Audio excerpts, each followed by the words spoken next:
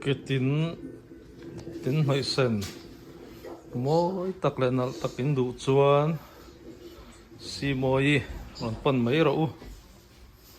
lúc tắc lệ nal tắc in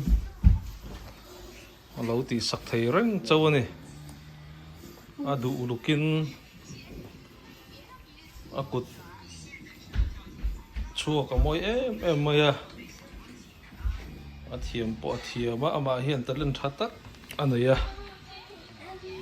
mà thế là bỏ dưa lầu mà thiềm anh ấy tụi hi song bol chân nó kia nè azom cái lần xiêm liền tụi hi apat uan này á em đi tì dọc về là hiện in apat trụ cái lần xuân zom lại đó này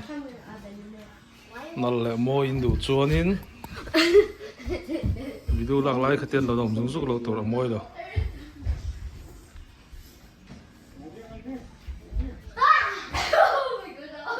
mà mình giờ tới lần này chắc tắc mấy anh này thì em mấy này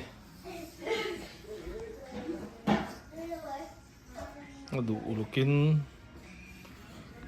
C.Mawii này môi chỉ bốc xì